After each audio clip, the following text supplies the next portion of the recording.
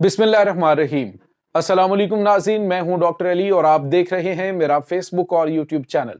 नाज़रीन, बहुत अहम तरीन डेवलपमेंट, बहुत बड़ी खबर है कि अमरीकी सदर डोनाल्ड ट्रंप ने अपने इक़्तिदार के पहले ही दिन जो पहले तो दावे ये कर रहे थे कि हम जंगों को ख़त्म करेंगे, लेकिन पहले ही दिन उन्होंने नाज़रीन ऐलान जंग कर दिया है पनामा के खिलाफ। नाज़रीन, पनामा कैनाल को अमरीका ने कब्जे में लेने की धमकी दी है, जिसके बाद पनामा की जानिब से करारा जवाब दिया गया है।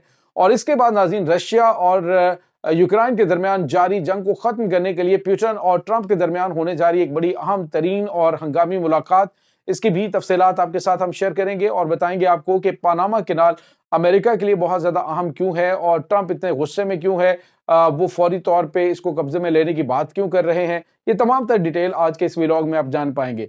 वीडियो की तफसील में जाने से पहले अगर आपने हमारे चैनल को सब्सक्राइब नहीं किया हुआ तो आपसे गुजारिश है काइंडली इसको सब्सक्राइब कर लें और बेल आइकन को जरूर दबा दें ताकि हमारी आने वाली वीडियोस सबसे पहले आप तक पहुंच सकें। नाज़रीन, हम आपके शुक्रगुजार हैं जो आप हमारे वीलॉग्स को देखने के लिए वक्त निकालते हैं और कमेंट सेक्शन में अपनी मोहब्बतों का इजहार भी करते हैं।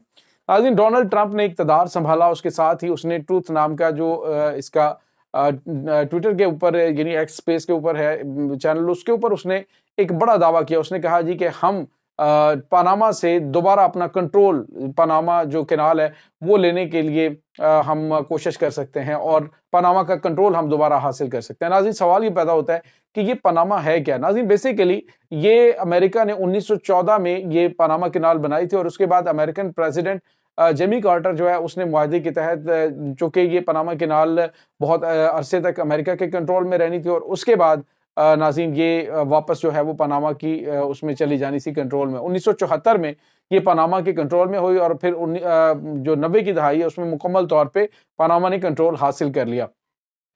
अब हुआ यह है कि वहां से 4 बड़े ममालिक नाज़रीन जो उनकी आबी गुजरगाह है 2 बड़े समुद्रों के दरमियान, जिसमें अमेरिका है, जापान है, चाइना है और जनूबी कोरिया है।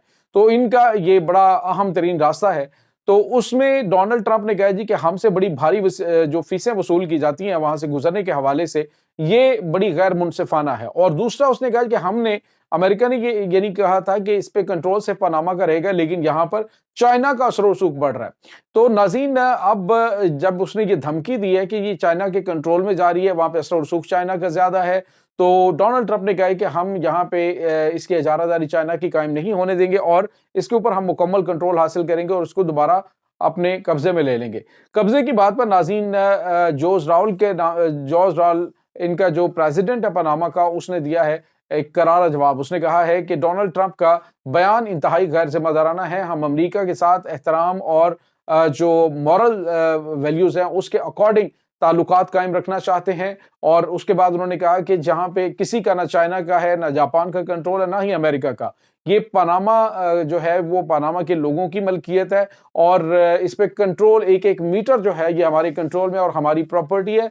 अगर डोनाल्ड ट्रंप की जानिब से इस तरह का गैर जिम्मेदाराना बयान जो है वो बिल्कुल भी काबिल कबूल नहीं है। और उन्होंने कहा कि किसी की जरूरत नहीं कि कोई यहाँ पर आकर अपना कंट्रोल हासिल कर सके। नाज़रीन, यहाँ पे आपको ये बताते चलें कि जो ये पनामा कैनाल है, यहाँ से सालाना तकरीबन 14,000 जो बहरी जहाज हैं वो गुजरते हैं। 14,000 बहरी जहाज़ों का मतलब ये है कि बहुत बड़ी जो इसमें जो फीस है वो वसूल की जाती है।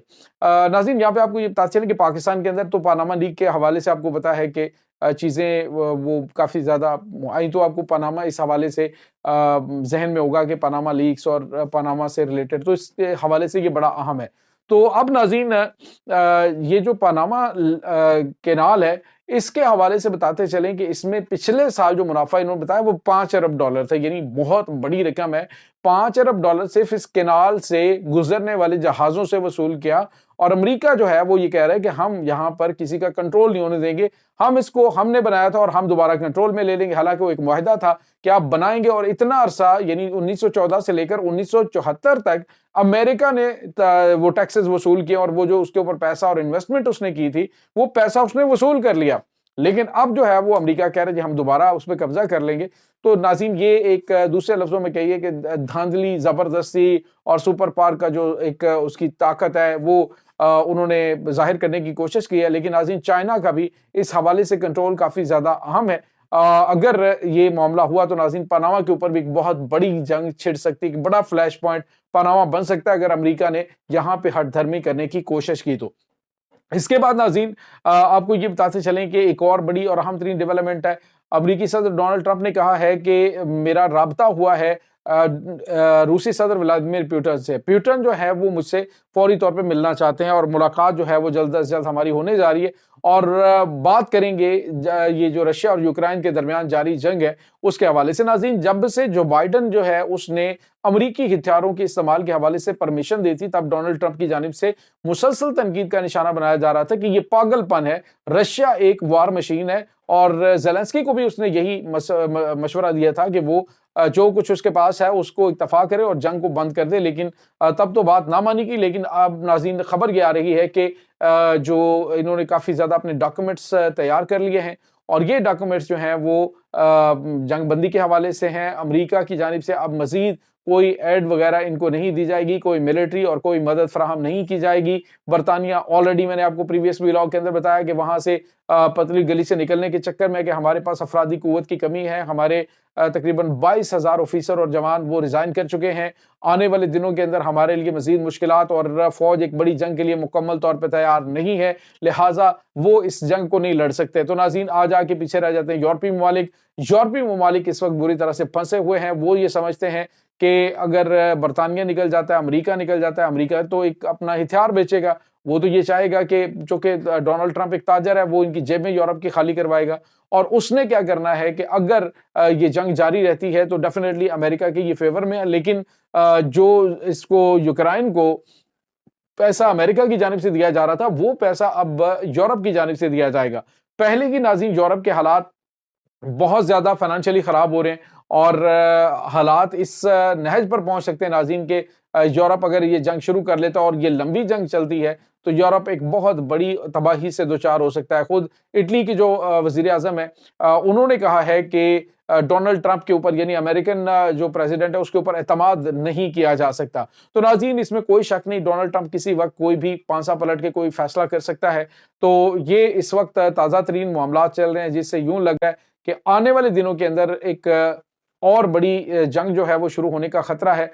अगर ये मामलात इस नहज पर चलते रहे तो यूं लगता है कि डोनाल्ड ट्रंप ही एक बड़ी जंग शुरू करने का बायस बन सकते हैं। बहरहाल ये नाज़रीन मामलात हैं। दूसरी जानिब मशरिक़ वुस्ता के हालात हैं। मशरिक़ वुस्ता के हालात को कंट्रोल करने की जो बहुत ज़्यादा ज़रूरत है, लेकिन अमेरिका मुसलसल उसके ऊपर तेल डाले जा रहा है और उस मामले को बढ़ाया जा रहा है। खुद जो अमेरिकन एजेंसीज हैं, इंटेलिजेंस एजेंसीज हैं, वो इनको बता रही हैं कि गजा के अंदर जो कुछ हो रहा है वो बहुत ही खौफनाक है और इसराइल की ऐसे मामले के अंदर हमायत करना पागलपन के सिवा कुछ नहीं है। ये नाज़रीन इस वक्त ताज़ा तरीन अपडेट्स चल रही हैं। इस तमाम सूरत हाल के बारे में आपका क्या कहना है? कमेंट सेक्शन में अपनी ख्यालात का इजहार जरूर कीजिएगा। इंशाल्लाह बहुत जल्द मिलते हैं एक नई वीडियो में। तब तक के लिए अपना बहुत सारा ख्याल रखिएगा। अल्लाह वारिस।